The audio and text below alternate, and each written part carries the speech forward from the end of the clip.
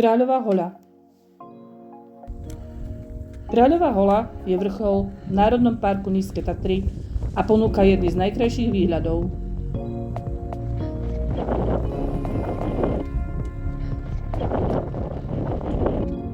Nachádza sa vo výške 1946 metrov nad morom.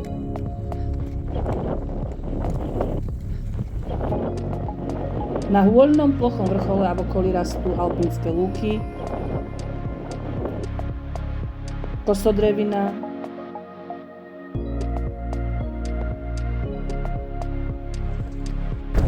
je tu sislovisko.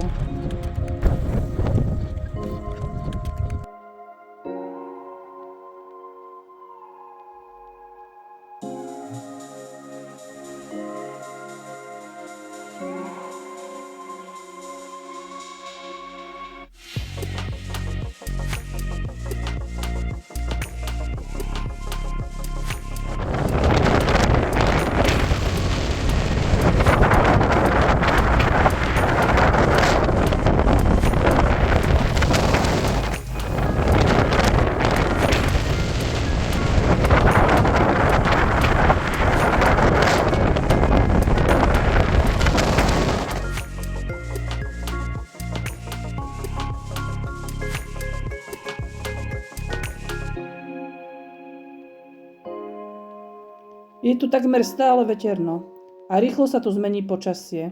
Odporúčame zobrať čiapku, bufku, rukavice. Kráľová hoľa je často zahalená oblakmi.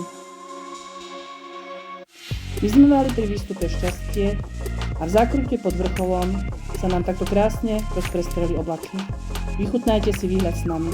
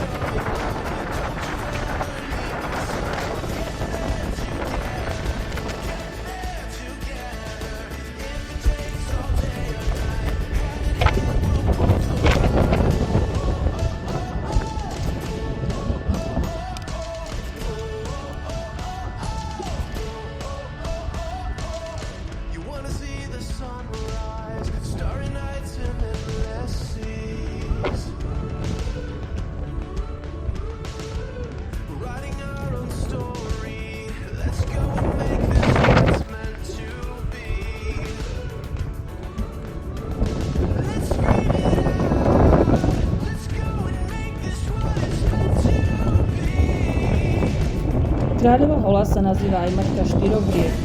Pramenia pod ňou Čierny Váh, Hron, Hnilec a Hornád.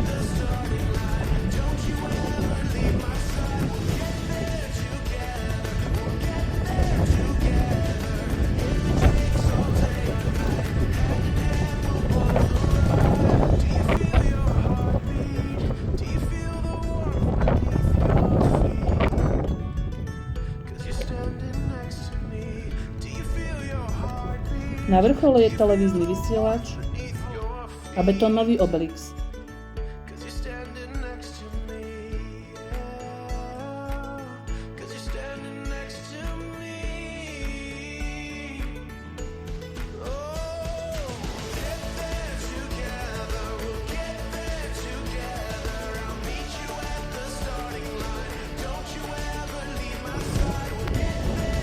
Kráľová hoľa je vyhľadávanou lokalitou pre turistov, cyklistov, ktorí sa s tým dostanú z obce Šumiac po novej asfaltovej ceste až k chate pod Kráľovou holou a odtade až na vrchol zatiaľ starou cestou.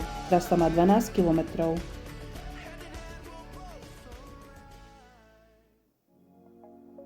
Legenda o vzniku Váhu. Vysokotatranský štít, Kriváň, sa zakúkal do nízkotatranskej krásky Kráľovej hole a ona mu jeho lásku opetovala. Napriek tomu, ako sa ľúbili, nevedeli sa k sebe priblížiť a tak si posielajú zamilované správy cez vietor, oblaky, slnečné lúče. Hoci vraj láska hory prenáša, tieto spojila iným spôsobom. Tak veľmi sa k sebe priťahovali, až z nich vytriskla voda, ktorá sa spojila do jedného z najväčších tokov Slovenska, do Váhu.